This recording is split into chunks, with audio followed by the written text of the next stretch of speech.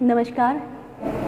अभी तक मैं आपको जो फंडामेंटल राइट्स के बारे में जो बता रही हूँ, एलएलबी का जो हमारा 1002 हमारा भारत का संविधान के बारे में जो एक सब्जेक्ट आएगा आपके पास, उसके बारे में हम फंडामेंटल राइट्स के बारे में बता रहे हैं। मेरी जो पिछली वीडियो थी उसमें आपने 12 से लेके मैंने 18 तक आपको बताया था कि हमारे जो फंडामेंटल राइट्स होंगे। उसके बाद आज जो हमारे फंडामेंटल राइट्स के बारे में जिसके बारे में हम बात करेंगे उसके बारे में मैं पहले बताती हूँ कि ये हमने किससे प्रेरित होकर, कौन से देश से प्रेरित होकर ये हमने अपने यहाँ रखा है। ये हमने अमेरिका से प्रेरित होकर, अमेरिका में जो है ये बोलने की स्वतंत्रता, भाषण की स्वतंत्रता पर ज़्यादा ध्यान दिया गया है। तो यही हमने आर्टिकल 19 जो हमारा कहता है, ये कहता है वाक यानी कि बोलने की स्वतंत्रता और एक्सप्रेशन की स्वतंत्रता। अब एक्सप्रेशन किस तरीके के, वो एक्सप्रेशन हम बोलने की स्वतंत्रता तो हमारे सभी के जो व्यक्ति बोल सकता है वो अपने सारे जो उसके अंदर विचार हैं, जो उसके बातें वो कहना चाहता है सामने वाले के सामने रख सकता है। पर अगर कोई व्यक्ति बोल नहीं सकता, बोलने की उसकी जो कैपेबल है, जो उसकी क्षमता है वो नहीं है उसमें, तो उसके लिए अगर जो वो लिख कर किसी तरीके की पेंटिंग बना के, तो उसको कहते हैं एक्सप्रेशन, यानी कि अभिव्यक्ति की जो स्वतंत्रता होती है, ये उसके बारे में है। और ये वो अपने जो उसकी जो विचार हैं वो दूसरे तक कैसे पहुँचाए, तो वो अपनी पेंटिंग वगैरह से बताता है और उसको हम कहते हैं अभिव्यक्ति की स्वतंत्रता। ये हमने अमेरिका से लिया है। आप सभी जानते हैं कि अमेरिका में जो लोग होते हैं, वहाँ के जो प्रेसिडेंट होता है, तो वो प्रेसिडेंट जिसकी स्पीच वहाँ पर अच्छी होती है वो लोग उससे प्रेरित होते हैं और प्रेरित होकर वो उसी के ही उसको ज़्यादा से ज़्यादा वोट पड़ते हैं। वहाँ पे प्रेसिडेंट का जो चुनाव होता है, एक ये भी कहते हैं कि एक आधार उसका ये भी है कि वहाँ के जिस व्यक्ति की जो प्रेसिडेंट जो पहले जो इसमें इलेक्शन में खड़े होंगे, जो उसमें सदस्य जो उम्मीदवार होंगे, अगर जो उन उम्मीदवार की स्पीच अच्छी लगती है जिस उनके वहाँ के जो नागरिकों को, और वो नागरिक उससे प्रेरित होते हैं, तो वो उसको वोट डाले जाते हैं। और वहीं वहाँ पे राष्ट्रपति का चुनाव जब होता है तो वही राष्ट्रपति चुना जाता है। यानी कि एक बोलने की स्वतंत्रता ये हमने अमेरिका से ही प्रेरित होकर हमने ली है। ये किस में आता है, आर्टिकल 19 कहलाता है। आर्टिकल 19(1) में ये हमारे जो हमें अधिकार दिए गए हैं, अधिकार के बारे में बताया गया। हमारा फर्स्ट अधिकार क्या है, का क्या है, वाक स्वतंत्रता और अभिव्यक्ति की स्वतंत्रता, यानी कि बोलने की और एक्सप्रेशन की स्वतंत्रता। इसके बारे में हम बताएंगे। वाक यानी कि एक तो बोलना है, एक्सप्रेशन के लिख कर, अंकों के रूप में, चिन्हों के रूप में, किसी भी तरीके से हम अपनी जो स्वतंत्रता है, ये अपनी जो एक्सप्रेशन है, अपनी जो बातें हैं, जैसे हमारे यहाँ की जो फिल्म इंडस्ट्री है वो अगर नहीं बोलते, कोई मूवी अगर गूंगी भी है, कहते हैं कि वो गूंगी मूवी थी, तो उसके एक्सप्रेशन से ही हम कुछ जगह ऐसा होता है कि हम एक्सप्रेशन से ही सामने वाले की बातों को समझ जाते हैं कि ये क्या चाह रहे हैं। तो ये एक्सप्रेशन की जो स्वतंत्रता होगी ये भी आर्टिकल 19 में आएगी। सेकंड इसमें है शांतिपूर्वक निरुद्ध सम्मेलन करने की स्वतंत्रता। क्या आपने कभी सोचा है कि जब हम सब इकट्ठे होते हैं, शादी ब्याह में कोई भी फंक्शन होता है तो हम सब इकट्ठे होते हैं, वैसे ज़्यादा ही मतलब हम इकट्ठे होते हैं और इकट्ठे होकर अपने सारे प्रोग्राम वो करते हैं और शांतिपूर्ण ढंग से।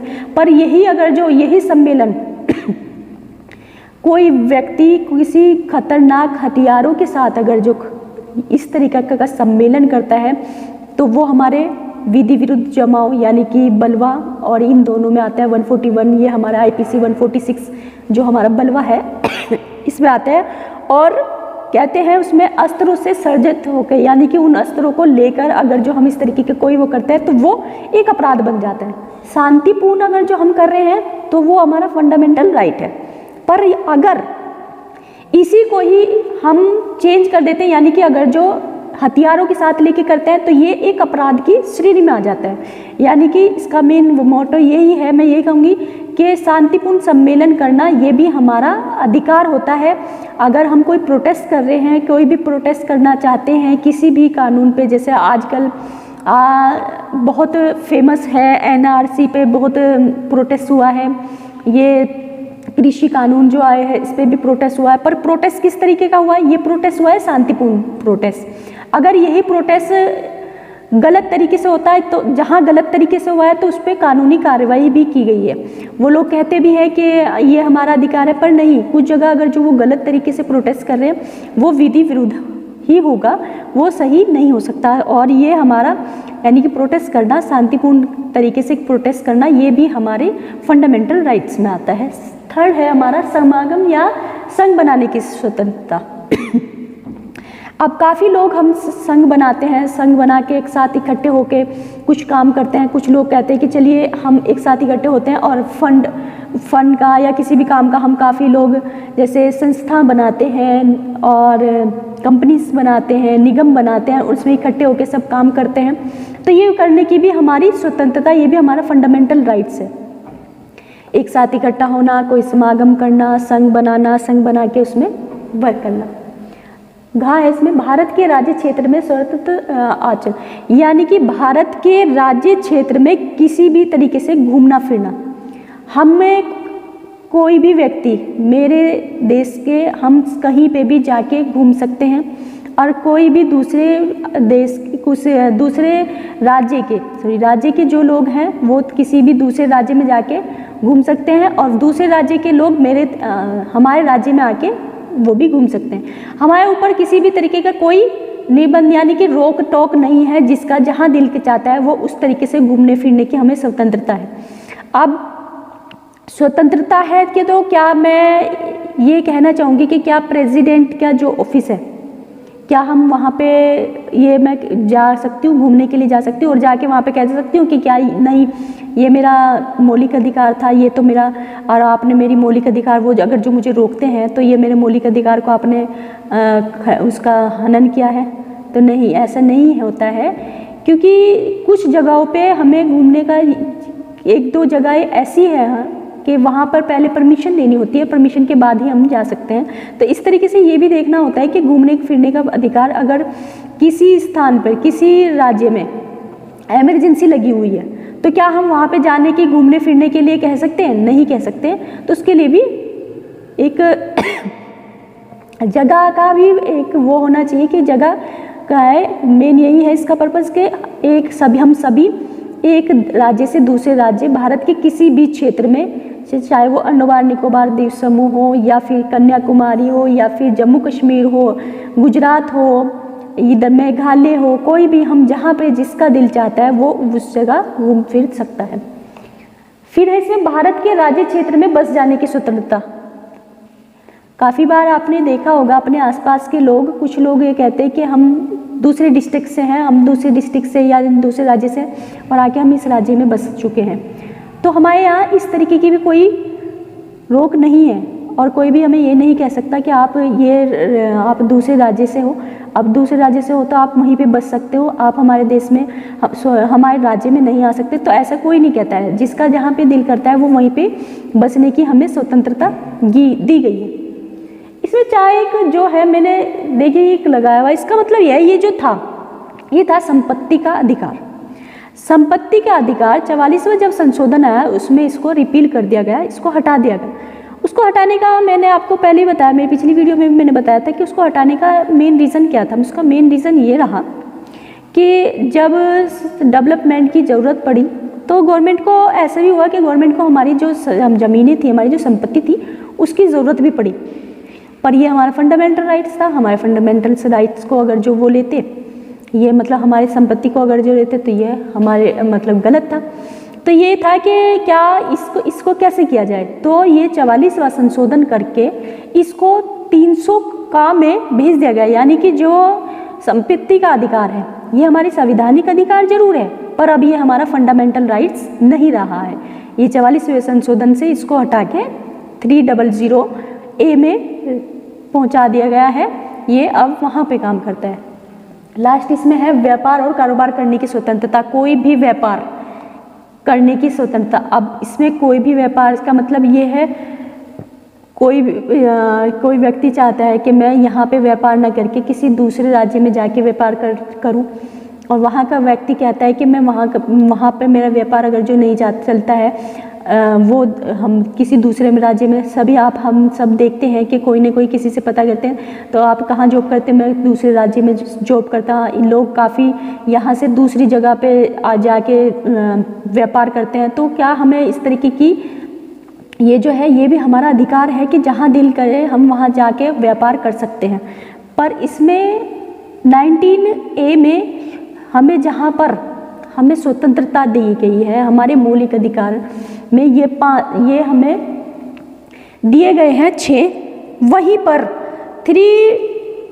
1902 से 1992 के 6 तक इस पे कुछ अंकुश भी लगाया गया है। वो अंकुश लगाने का एक मैं कहती हूँ कि रीज़न बहुत सही है, क्योंकि देखिए अगर हम इस तरीके के अधिकार जैसे हमें है, फर्स्ट अधिकार ही है बोलने की स्वतंत्रता।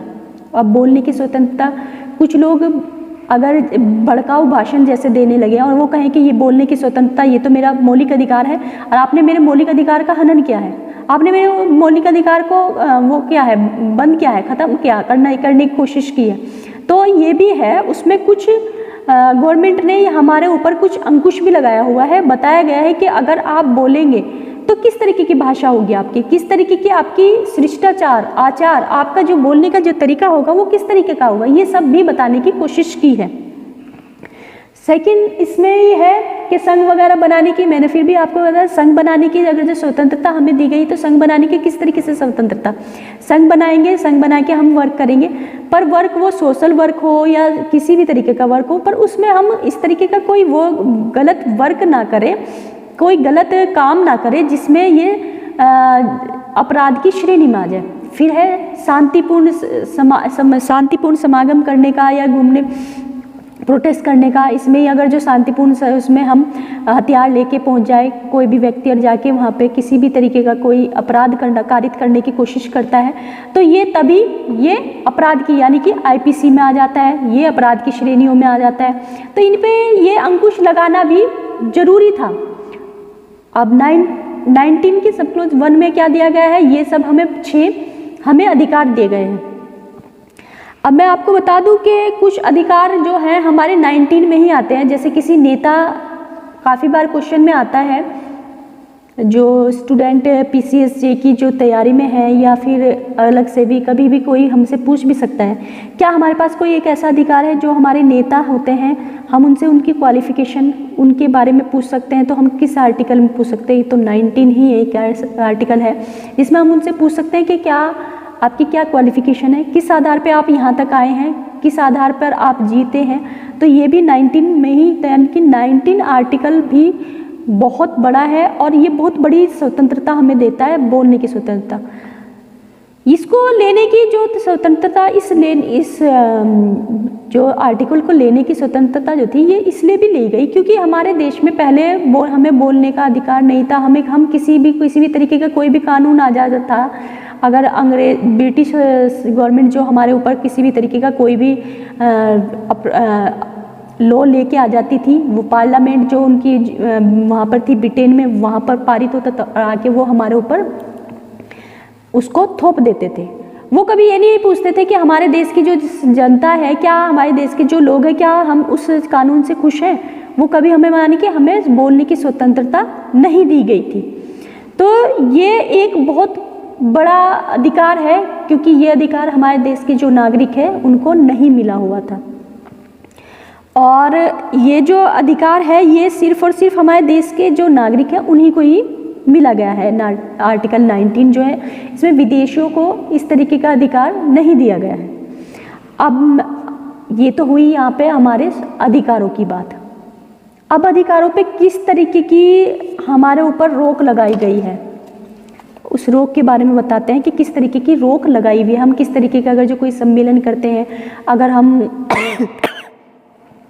कोई भाषण देते हैं, किसी भी तरीके का कुछ भी, ये अच्छी जो हमारे आर्टिकल है, हमारे अनुच्छेद है, ये हमारे अधिकार है, इससे रिलेटेड कुछ भी वर्क करते हैं तो उसमें किस तरीके से करना होगा हमें, उसके बारे में बताया गया है। इसमें फर्स्ट है कि जो भी हम बोलेंगे, यानी कि जो भी हम बात करेंगे, जो भी हम भाषण देंगे, वो भाषण ऐसा ना हो कि जिससे कि हमारे देश की सुरक्षा को किसी तरीके की कोई परेशानी आ जाए। हमारे देश की सुरक्षा इस तरीके की भड़काऊ भाषण न दिए जाएं, जनता को इस तरीके से बात ना की जाए कि जो देश की जो सुरक्षा है उसी पे ही आँच आ जाए। सेकंड इसमें है कि विदेशी राज्यों से जो हमारे अच्छे संबंध है, ऐसे कोई बात ना कहें हम अपने भाषण में या हम अपने एक्सप्रेशन में, इस तरीके की कोई बात ना कहें कि ऐसी बात कहें कि जो हमारे मैत्रीपूर्ण जो हमारे जिन राज्य हैं, जो हमारे पड़ोसी राज्य हैं, उनसे हमारी बहुत अच्छी दोस्ती है और हम कोई ऐसी बात कह दें कि जिनसे हमारी दोस्ती खराब हो जाए। फिर यह है कि लोक व्यवस्था बना के रखे रहे। लोक व्यवस्था किस तरीके से, ये किसके लिए होगा, ये होगा हमारे शांतिपूर्ण जो हम सम्मेलन करते हैं, संघ बनाते हैं, उनके लिए। यानी कि हम शांतिपूर्ण संघ बनाए तो शांतिपूर्ण बनाए और आराम से उसी हिसाब से इस तरीके से न करें कि जिससे कि जो लोक व्यवस्था है उस लोक व्यवस्था को किसी तरीके की कोई वो भंग हो जाए या वो खराब हो जाए, लोक व्यवस्था को में किसी तरीके की कोई प्रॉब्लम आ जाए। 4 है शिष्टाचार और आचार, यानी कि हमारा जो बोलने का जो तरीका होना चाहिए ये बहुत शिष्टाचार का होना चाहिए, अच्छी तरीके का होना चाहिए। हम ये ना कहें कि कुछ लोग इस तरीके की बातें करते हैं कि वो एक धर्म से रिलेटेड बात करें या किसी एक पार्टी को टारगेट बनाएं या किसी एक व्यक्ति को टारगेट बनाएं ऐसी, या फिर गाली गलौज करके उस तरीके के भाषण नहीं। एक शिष्टाचार जो कहा जाता है कि सुन के भी अच्छा लगे और पढ़ के भी अच्छा लगे और बोल के भी अच्छा लगे, इस तरीके की बातें कहनी चाहिए। फिर है न्यायालय की अवमानना। अगर न्यायालय ने ये कहा है कि किसी बात पे बोलने के लिए हमें मना किया गया है, जैसे आज के वक्त में हम ये कहते हैं कि किसी देश से, जैसे पाकिस्तान के बारे में, उसके बारे में कोई बात कहने के लिए हमें हमारे देश ने कह दे कि उसके बारे में कोई व्यक्ति किसी तरीके की कोई बात नहीं करेगा, और फिर भी हम भाषण दे के उस तरीके की उनके बारे में कोई बात करते हैं, तो यानी कि ये तो न्यायालय की अवमानना होगी। न्यायालय ने अगर जो ये कहा है कि न्याय की जैसे आपातकालीन लग जाता है, आपातकालीन के टाइम पर सबसे पहले यही आर्टिकल ऐसा है जिसको सबसे पहले हटा दिया जाता है, यानी कि बंद कर दिया जाता है। कहते हैं कि आर्टिकल 19 को इसलिए भी किया जाता है कि उस टाइम अगर ये भाषणबाजी चलेगी, हम घूमते फिरते रहेंगे, तो आपातकाल जो होता है उसका वो फॉलो नहीं हो पाएगा और हमारे देश को भारी नुकसान उठाना पड़ जाएगा। और वो नुकसान हम सब देख चुके हैं, जब 2 बार हमारे देश में जब 3 बार इमरजेंसी लगी है, अगर वो उस इमरजेंसी में लोग ऐसे ही घूमते फिरते, हमारे बड़े बुजुर्गों ने देखी है उस इमरजेंसियों को, तो उन्होंने बताया कि ये आर्टिकल, कहते हैं कि ये आर्टिकल सबसे पहले हटाया जाता है, क्योंकि भड़काऊ भाषण अगर जो कोई इस तरीके का देता है तो वो गलत तरीके का, क्योंकि उस टाइम हमारे जो प्राइम मिनिस्टर, हमारे जो राष्ट्रपति हैं, वो राष्ट्रपति शासन लागू हो जाता है और राष्ट्रपति ही हमारे जो अगर जो किसी पर्टिकुलर राज्य पे लगा है तो राज्य का जो विधान परिषद होगी, विधानसभा होगी, उसको बिल्कुल हटा दिया जाएगा और उस पर जो भी लॉ बनेगा वो लॉ संसद बनाएगी, और जो हमारे प्रेसिडेंट होंगे, प्रेसिडेंट जिस हिसाब से चाहे उस हिसाब से हमारे उस राज्य पर्टिकुलर, अगर जो कोई राज्य है या कोई स्थान है, कोई जगह है या देश है, तो उस पे जो भी कानून बनाएंगे तो कौन बनाएगा, हमारे राष्ट्रपति बनाएंगे। तो यही है कि न्यायालय की अवमानना, कि अगर जो न्यायालय ने कहा है कि इस बात पे, किसी पर्टिकुलर बात पे हम बात नहीं करेंगे तो हम बात नहीं करेंगे, और अगर जो कोई व्यक्ति उस पर फिर भी बात करता है तो वो कहते हैं कि ये न्यायालय की अवमानना है। सही। और इससे आगे इसमें मानहानि यानी कि कोई भी इस तरीके का कोई अखबार में कोई लेख नहीं निकालेंगे या कोई ऐसी बात नहीं कहेंगे जिससे कि किसी व्यक्ति की मानहानि हो। मानहानि यानी कि उसकी जो प्रतिष्ठा है, उसकी जो एक स्टेटस है, वो स्टेटस जो उसके समाज में जो एक स्टेटस है, उसमें किसी तरीके की हम ऐसा ना करें कि उन लोगों के बीच में जो उसकी एक प्रतिष्ठा है वो प्रतिष्ठा डाउन हो जाए। इस तरीके से जो कोई भी वो करता है तो वो मानहानि की उसमें आता है। 7 ये है, 7 इसमें कहता है कि अपराध करने का ऐसा कोई भड़काऊ भाषण या ऐसा कोई लेख या ऐसे कोई अखबार में कोई ऐसे बात ना छापी जाए, ना निकाली जाए, जिससे कि व्यक्ति जो है जो उसको पढ़े या जो उसको सुने वो अपराध कारित करने के लिए उद्दीपन करने के लिए या अपराध करने के लिए उसमें शुरू हो जाएं, यानी कि उसको पढ़कर उनको ऐसा लगे कि हमें ये गलत लिखा है, हम ऐसा अपराध कारित करने का कोई ऐसा लेख या कोई बात ना करें कि सामने वाले अपराध कारित करना लगे। और 8 में इसमें है कि भारत की संप्रभुता और एकता पे किसी तरीके की कोई आँच आएगी, हम इस तरीके की कोई भी भाषण नहीं देंगे कि इस तरीके के भाषण हमारे देश की अखंडता, एकता और संप्रभुता को किसी तरीके की कोई परेशानी पहुंचाए। ये सब हम सभी जानते हैं कि ये क्या है, संप्रभुता हमारे देश की और एकता, यही हमारे देश की एक जो खूबसूरती कहते हैं, खूबसूरती हमारे देश की यही है कि हम सब अलग अलग धर्मों से होने के बावजूद भी हम सब एक हैं और कोई भी इस तरीके की कोई बात ना कहे कि जिससे कि ये गलत, मतलब ये इसमें कोई किसी तरीके की फूट आए। अब इसमें ये भी है कि और कौन कौन से स्वतंत्रताएं इसी आर्टिकल में आती है। एक इसमें आर्टिकल में आती है प्रेस और अखबार की स्वतंत्रता, प्रेस लगाने की और स्वतंत्रता, जानने का अधिकार, सूचना का अधिकार, इस तरीके की जो आती हैं ये भी आर्टिकल 19 में। अब एक इसमें है सूचना का अधिकार के बारे में है। ये सूचना का अधिकार जो आया था 2005 में आया था कि किसी भी जो भी गवर्नमेंट निकाय है, गवर्नमेंट ऑफिस है, उसमें हम एक सूचना का अधिकार के जरिए वहाँ पे क्या काम हो रहा है, किस तरीके से काम हो रहा है, अपना ही कोई हमारा काम है, उसमें जानकारी ले सकते हैं।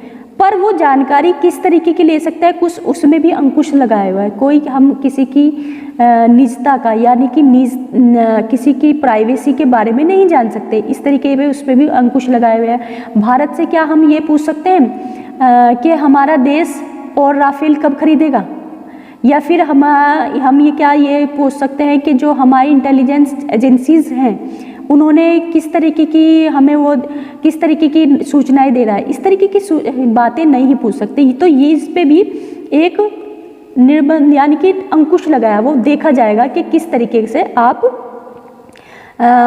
पूछ रहे हैं, तो किस तरीके से क्वेश्चन है।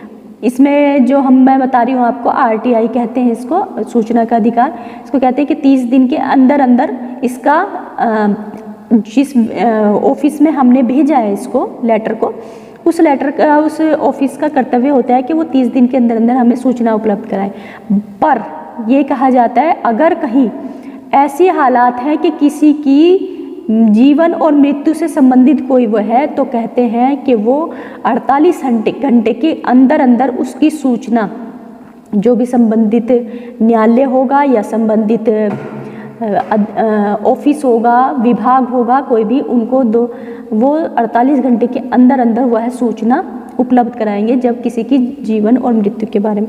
उसमें भी यही बताया मैंने कि क्या क्या हमारे उसमें हमें क्या क्या किस जगह रोका गया है, हम किस तरीके के क्वेश्चन नहीं कर सकते। ये जो आर्टिकल 19 है, इस पर सबसे ज़्यादा केसेस हैं इस पर सबसे ज़्यादा केस आए हैं। जैसे रमेश थापड़ का जो है केस वो भी इसी में ही है, और मेनका गांधी का जो केस है वो भी इसी में ही है, और भी बहुत से ऐसे केस हैं जो जैसे जगन्नाथ बनाम भारत संघ, ये भी इसी में ही है। तो ये कहते हैं कि इसके बारे में ये सभी केसेस हमने पढ़ने चाहिए, और अगर किसी केस के बारे में कोई पर्टिकुलर, सभी केसेस इसमें बहुत इम्पोर्टेंट हैं। आज हमने डिस्कस किया अनुच्छेद 19 के बारे में। मैं फिर दोबारा आपको इनके बारे में फिर बता देती हूँ क्या क्या इसके बारे में 19A में 19(1) में इसके बारे में इसके अधिकार दिए गए हैं, और 19(2) से 6 तक इसके बारे में ये रोक लगाई गई है कि क्या क्या रोक होंगी और क्या क्या अधिकार दिए गए हैं। वो अधिकार मैं फिर आपको बताती हूँ। बोलने की और एक्सप्रेशन की स्वतंत्रता, शांतिपूर्ण सम्मेलन करने की स्वतंत्रता, समागम और संघ बनाने की स्वतंत्रता, भारत में किसी भी राज्य क्षेत्र में घूमने की स्वतंत्रता, भारत की किसी भी राज्य क्षेत्र में बस जाने की स्वतंत्रता, और कोई भी व्यापार करने की स्वतंत्रता किसी भी राज्य क्षेत्र में। और एक इसमें मैंने बताया था आपको संपत्ति का अधिकार जो है वो हमारा संपत्ति का अधिकार इसी में ही था, वो हमारा उसको रिपील कर दिया गया है, यानी कि हटा दिया गया है। संपत्ति के अधिकार को अनुच्छेद 300A में डाल दिया गया है, और ये अब हमारा मौलिक अधिकार ना होकर संवैधानिक अधिकार है। इस पे 8 तरह के हमारे ऊपर हमें रोक भी लगाई गई है। वो फर्स्ट जो हमारी है राज्य की जो सुरक्षा है, सुरक्षा से रिलेटेड हम किसी तरीके की कोई बात नहीं कहेंगे। जो राज्य के मैत्रीपूर्ण जो हमारे पड़ोसी राज्य हैं उनके बारे में कुछ नहीं कहेंगे। सदाचार और शिष्टाचार से हमारा जो भाषण होगा, ये जो भी हमारे जो अधिकार होंगे इस अधिकारी, तो उसके बारे में हम कोई भी ऐसा काम ना कहें, कोई भी ऐसी बात ना कहें जिससे कि अपराध कारित हो, मानहानि से रिलेटेड ना हो और न्यायालय की अवमानना ना हो। और भारत की जो संप्रभुता और एकता जो है उस पे किसी तरीके की कोई आँच ना आए, इस तरीके का कोई भी हम भाषण या कोई भी हम अपना ये अधिकार वो यूज़ करते हैं तो उसमें ना किया जाए। फिर मैं बता रही हूँ आपको, जब हमारे देश में इमरजेंसी अगर जो लगती है तो सबसे पहले यही आर्टिकल ऐसा है जिसको हटाया जाता है, जिसको कुछ दिन के लिए बंद कर दिया जाता है। और ये हमने अमेरिका से लिया है। इस पर बहुत केस लॉ हैं, वो केस लॉ हम सब आपको बता दिए जाएंगे। आपको मेरी वीडियो कैसी लगी आप सब मुझे कमेंट बॉक्स में बता सकते हैं।